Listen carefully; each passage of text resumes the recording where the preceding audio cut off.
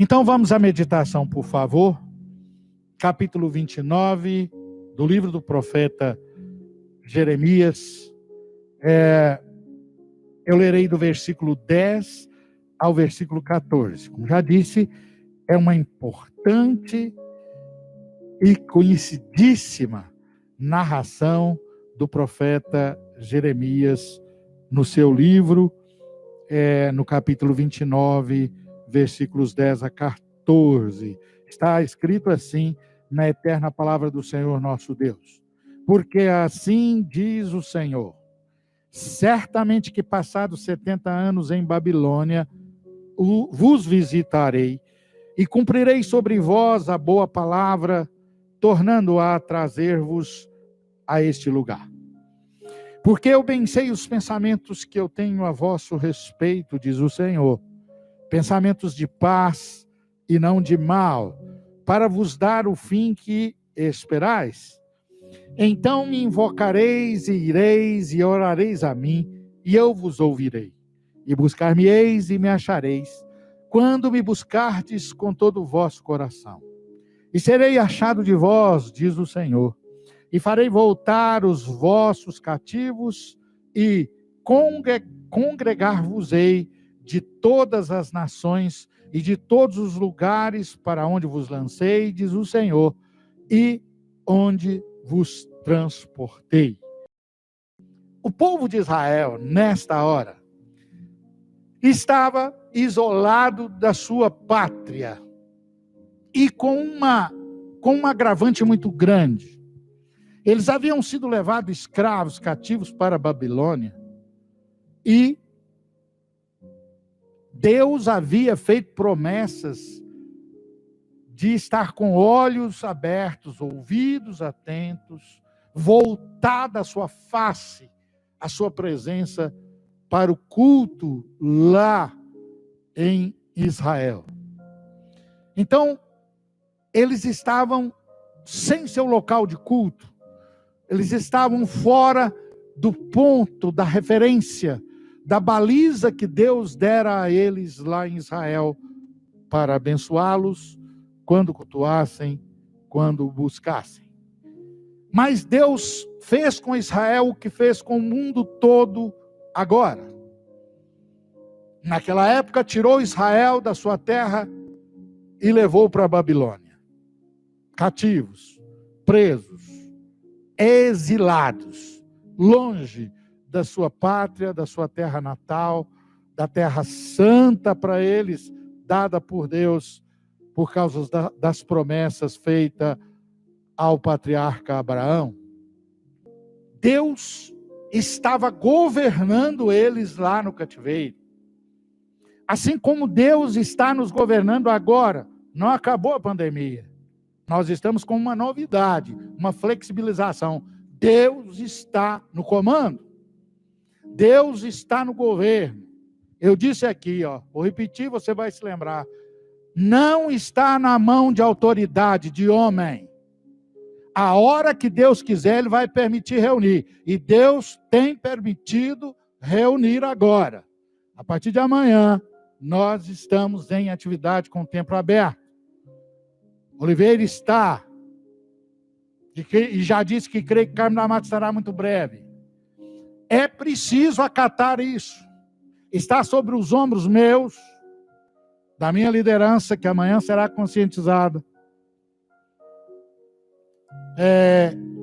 da liderança nossa em Oliveira, e assim que flexibilizar Carmo da Mata, colocar em prática os cuidados sanitários de distanciamento e outros comportamentos necessários ao controle para que não haja infecção.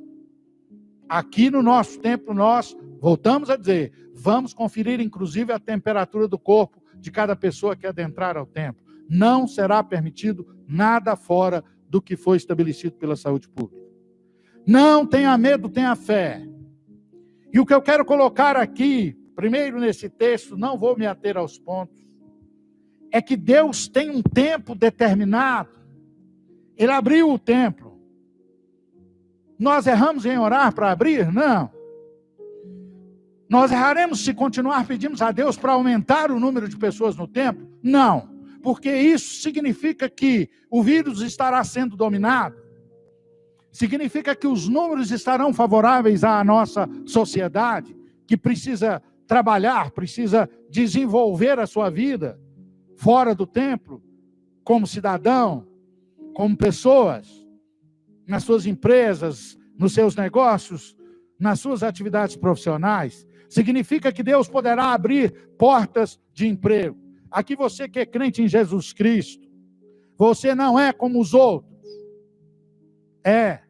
Olha para mim aí na imagem. Se nós estivéssemos aqui num estúdio, a câmera viria aqui agora pertinho de mim, né? Mas a nossa câmera é fixa. Olha para mim aí, ó, seu celular. Chega pertinho, ó. Você não é uma pessoa comum. Você se entregou a Deus através da pessoa de Jesus Cristo. Você é um salvo. Você é um cidadão do céu. Você é um agente do reino de Deus na terra. Você é um ministro de Deus, uma ministra de Deus na terra. Você é um sacerdote, uma sacerdotisa de Deus na terra. Você não é uma pessoa comum, você não é uma pessoa normal. Sob você está o governo, está a vontade de Deus.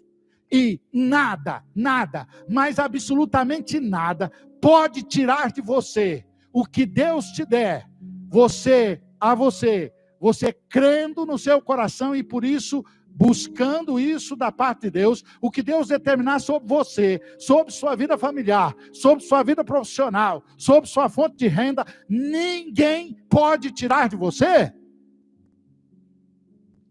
Você é servo, você é serva de Deus. Ele tem um tempo.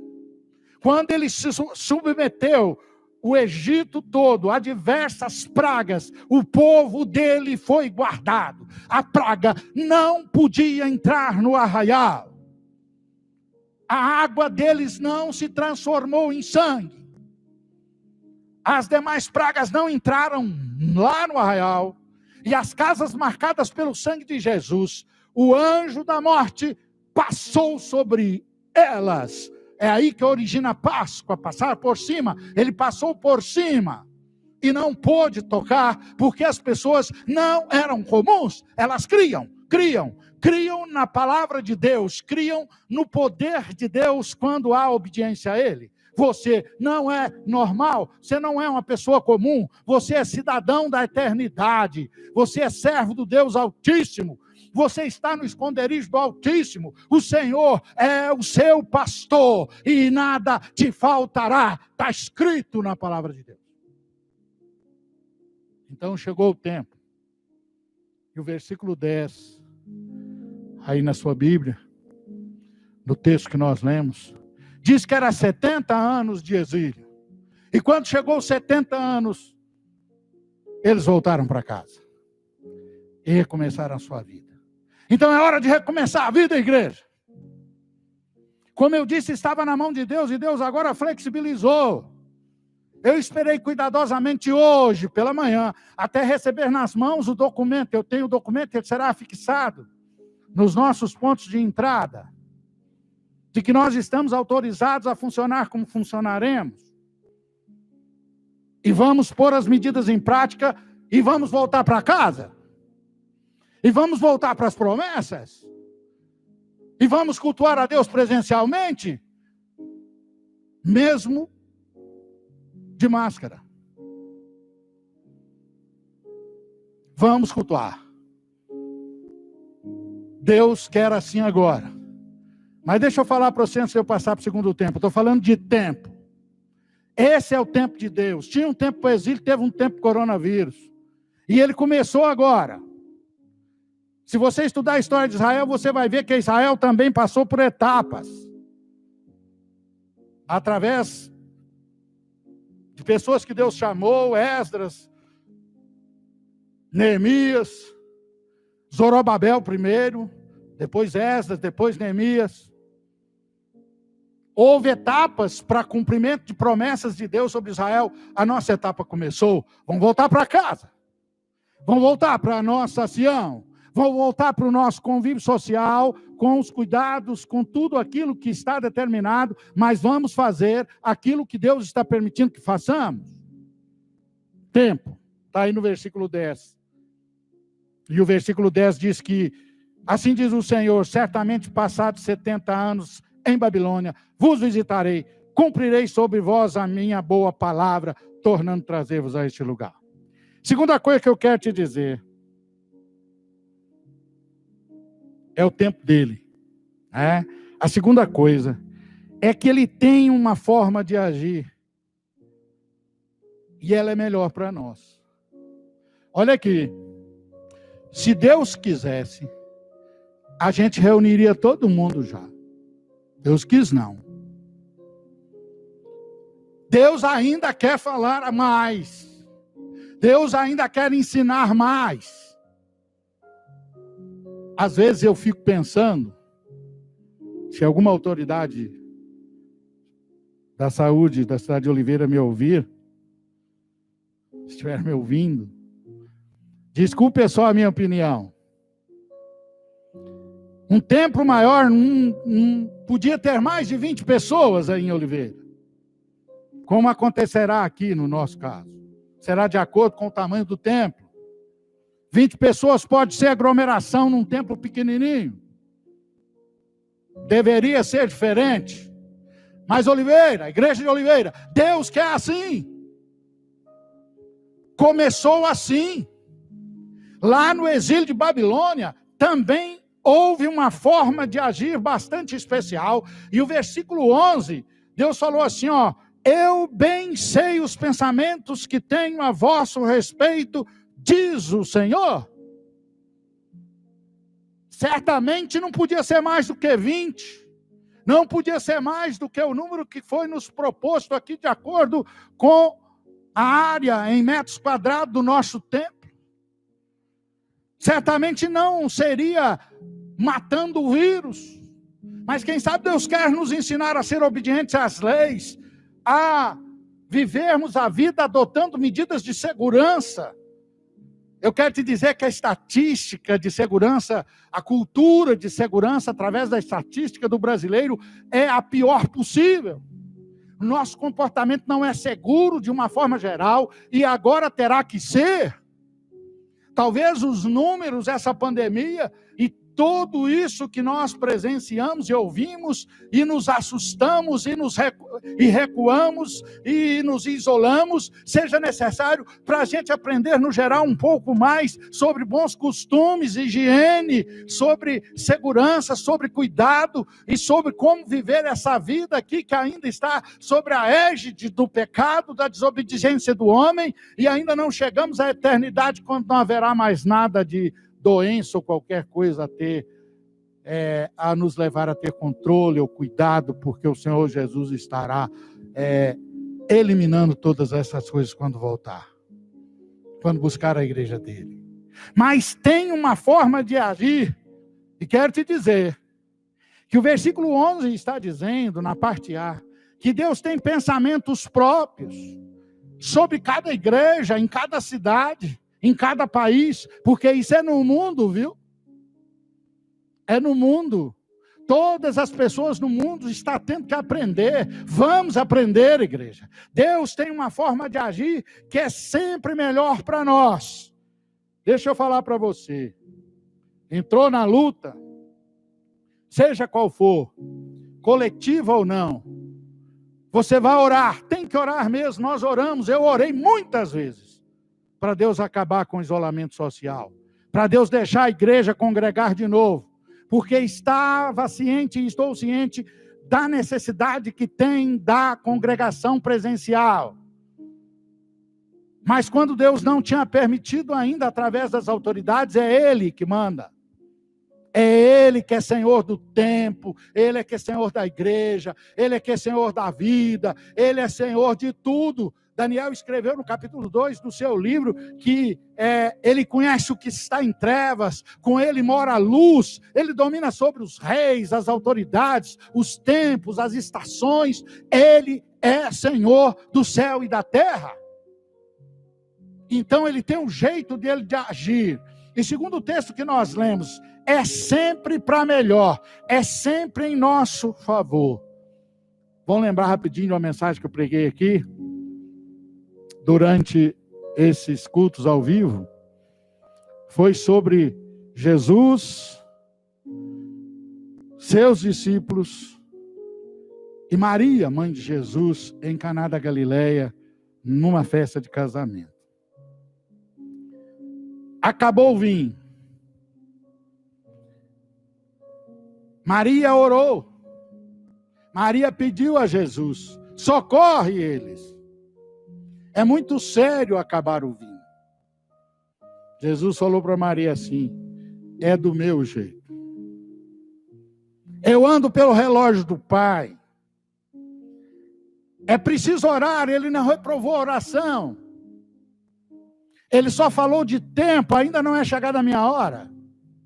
Mas Maria teve certeza de que ele ouvira o seu pedido, tendo em vista que ela mandou que os serventes prestassem atenção no que ele dissesse.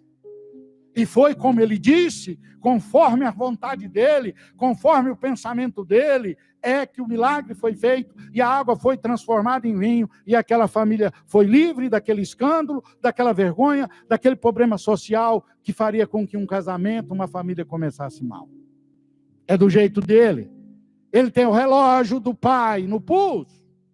Você ora, mas Deus fará no tempo certo e da forma dele e sempre para melhor. Hoje não saberíamos isso se ele tivesse feito sem ser na hora e do jeito dele lá em Caná da Galileia naquela festa. A água era a água da preparação, era a água da limpeza dos pés, era a água que fazia parte do ritual, todo mundo sabia que era a água, da onde ela veio, da onde ela vinha, da onde foi tirada, tinha que ser do jeito de Deus. Elas tinham que ser colocadas nas talhas, como eram colocadas, ou como foram antes que a festa começasse. Era do jeito de Deus. Era preciso levar ao mestre-sala, aquele que entendia de vinho, para que ele atestasse que aquele era um milagre, que aquilo era uma ação de Deus. São 20 pessoas, são 30, são 100, são 200. Eu não sei a quantidade de cada cidade, de cada templo, mas eu quero dizer que se oramos para Deus acabar com a pandemia, agora sejamos gratos, vamos continuar tendo fé e vamos saber que é do jeito do pensamento de Deus. Ele falou: eu sei os pensamentos que eu tenho sobre vós, eu sei o quanto a luta dura, eu sei até onde ela vai, eu sei até onde eu a usarei em favor de você, da minha igreja, do meu povo, em favor de vocês mesmos. Então, o segundo ponto é esse, é do jeito de Deus. Ainda aí no versículo 11, eu quero te dizer uma terceira coisa, que o jeito de Deus, os planos, os pensamentos, ele está dizendo que são bons, que são de paz, que são de prosperidade. Deixa eu falar outra coisa para você. Eu não quero ser profeta do acontecido. Você crê? Você conhece o Deus que eu estou falando sobre ele? Você conhece o Jesus de Caná da Galileia, o Filho de Deus, que morreu na cruz, que Deus ressuscitou dos mortos, que está à direita de Deus Pai, que enviou o Espírito Santo? Você crê? Você pode crer.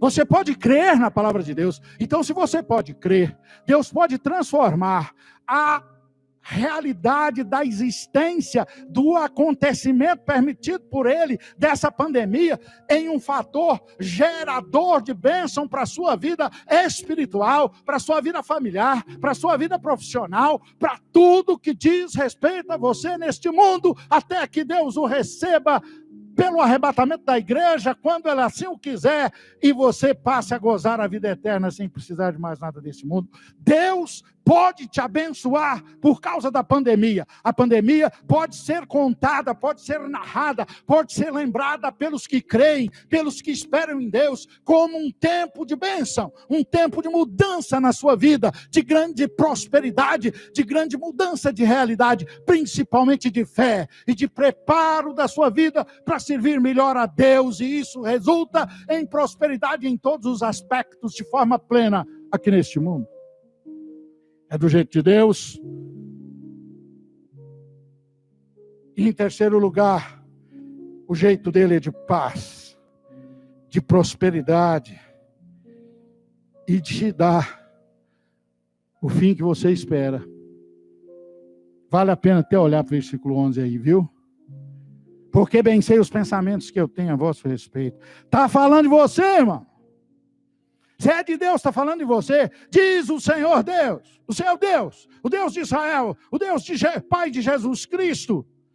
Eu tenho pensamentos de paz e não de mal, para vos dar o fim que esperais, para dar o futuro que você espera. Sim, é isso que está escrito na Bíblia. É a mesma Bíblia que diz que tem Deus, Jesus, que existe vida eterna, que teve Calvário, que teve túmulo, que teve ressurreição, que Jesus foi assunto ao céu, que Ele virá. Se você crê, é a mesma Bíblia que está dizendo de que Deus tem pensamentos de paz, de prosperidade, para nos dar o fim que espera. O que é que você espera? E o que é que você tem crido? Quando você fecha a porta do seu quarto, ou seja, quando você vai para o seu lugar secreto de oração, quando você dobra os seus joelhos, quando você está falando com Deus, o que é que você diz a Ele que você está esperando? O que é? Você está esperando ser livre, mesmo em hora de dificuldade mundial financeiramente, na economia, você está esperando ser próspero? Creia, creia, e aquilo que está escrito em Evangelho segundo São Marcos, Evangelho de Jesus Cristo, no capítulo 24, 11, será como você crê. Se você crê, você já recebeu. Se você espera um fim livre, um fim diferente, uma mudança de vida, se você tem se ajustado à vontade de Deus, conforme temos anunciado aqui, e vem aí a sua bênção, vem aí a sua mudança, vem aí a sua prosperidade, vem aí a sua história mudada em nome de Jesus.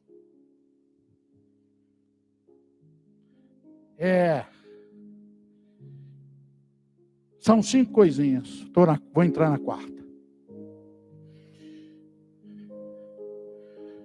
É a última mensagem, é festiva. Aleluia. Ela é abençoadora, ela é conclusiva. Versículo 12. Falei disso o tempo todo aqui. Diz que Deus quer que oremos, que o busquemos. Então me invocareis. Olha para a sua Bíblia de novo. Creu nisso que eu já disse até agora. Então me invocareis, e ireis, e orareis a mim. Vamos orar, irmãos, vamos orar, vamos orar. Vamos ser a igreja que mais ora nesse mundo. E eu ouvirei. O caminho, queridos, é a oração. Me permita ler para você, depois você pode conferir na sua Bíblia, não há tempo para abrir. Eu preciso terminar, já devia ter terminado. O Salmo 81, de 13 a 16, está escrito assim, ó. E se meu povo apenas me ouvisse, se Israel seguisse os meus caminhos, com rapidez eu subjugaria os seus inimigos e voltaria a minha mão contra os seus adversários, seus opressores. Os que odeiam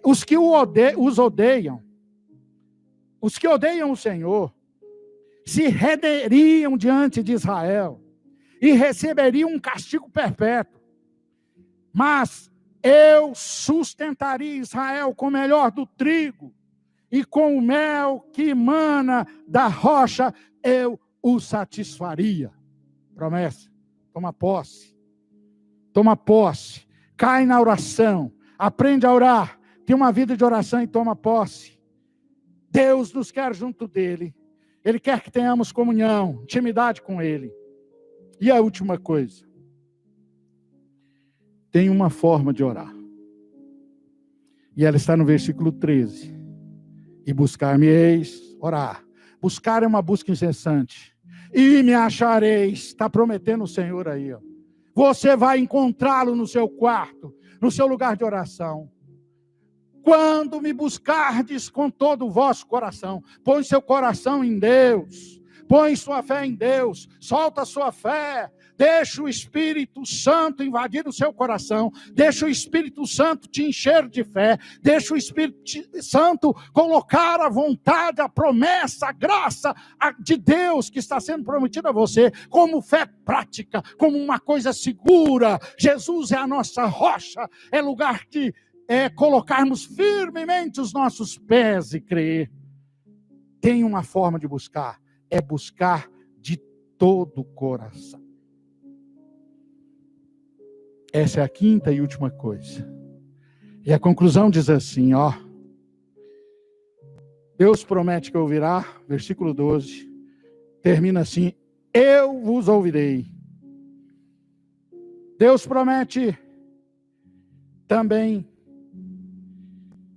no versículo 14, eu serei achado de vós, diz o Senhor.